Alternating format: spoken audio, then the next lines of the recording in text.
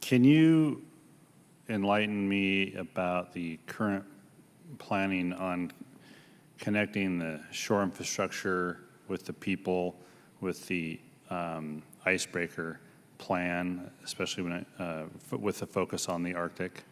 It's obviously we've been agitating and advocating for icebreaker construction, but the shore infrastructure, having the people in order to support efforts in the Arctic are critical as well. So I think it's important to hear that, as well as can you tell us where in the budget that exists, if it exists at all right now?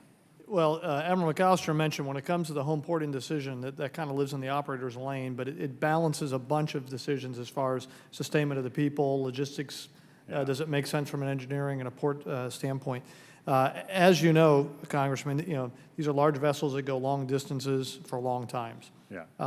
So obviously, seeking a port that's a little bit closer, when you're talking you're gone for 6 months, there may be advantages to being a little further away from the operating area, but that makes sense if it's better for logistics and the port can support it as well. We have not gotten far enough along in the polar acquisition to even talk about where it would be home ported.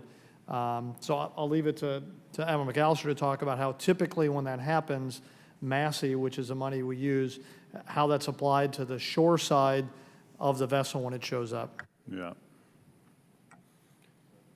So the Massey that Admiral Abel referred to as our major acquisitions system infrastructure account, and that's where we ask for the piers, the maintenance facilities. In the case of aviation, it might include hangars, the training facilities. And so that would be part of our 5-year capital investment plan. Occasionally you will find those items on our unfunded priorities list if we can't fit it within the budget constraints that we have.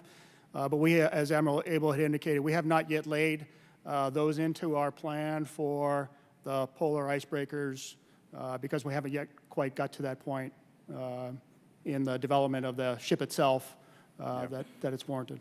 So when is that, how long is that time lag then? Will it be a 5 years out, 6 years out, depending on the delivery of the first? Yes, sir. So it's typically 4 to 5 years out, depending on the scope of the infrastructure needs. So this is the time that we would start putting that, and that you would start being reflected in the capital investment plan. So we appreciate your question, and that's part of our current workload. Congressman, I would also say the Coast Guard's also looking, as we make individual decisions on where fast response cutters go, offshore patrol cutters go, the new icebreakers, there's a compounding effect, and we may end up with a megaport that we go, how did we get here? Because we're making individual decisions. So the Commandant has asked us to take a holistic picture and say, if you were to fast forward out 10 or 15 years, does it make sense where there's a large presence of Coast Guard and Coast Guard families, and does it make sense as far as the logistics support and the way that we maintain all the shore infrastructure? So we're doing a heat map, which basically is looking at potentials to make sure it's a deliberate evolution, and as we work all these acquisitions in parallel, it makes sense and it's logical and deliberate where we put the cutters, and we'll all be proud of the fact of where we put them 10, 15 years from now. Yeah. And then finally, UAS and counter UAS. Obviously, I'm on the aviation subcommittee, therefore we've got some interest in the DHS and DOJ requests to get authorities similar to what DOD has, but also with a concern that FAA is supposed to be regulating the airspace, and we don't want to nickel and dime slice up the airspace in such a way that we're giving other agencies the ability to do things that then interfere with what you might say legacy users of the airspace, including general aviation. How is Coast Guard thinking through that as you were part of the DHS's request to get counter-UAS authorities? Well, first of all, the Coast Guard is getting big into using unmanned aerial systems. We mentioned Stratton twice has deployed. We've gotten about 400 hours on those assets. We've ended up with 9 intercepts and actually caught about 7,000 pounds of narcotics through that. That's the small system, and last month we've awarded a contract. We're taking a lead from the Navy.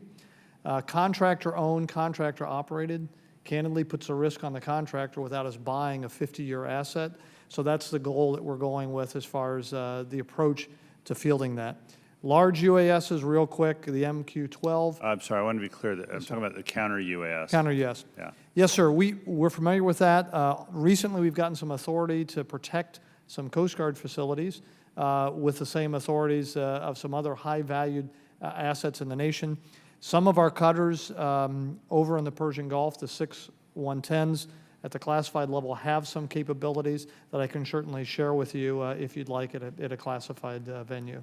That'd be great, but if maybe including in that, and I'll yield back in a moment, including in that your counter UAS, your force protection here in CONUS.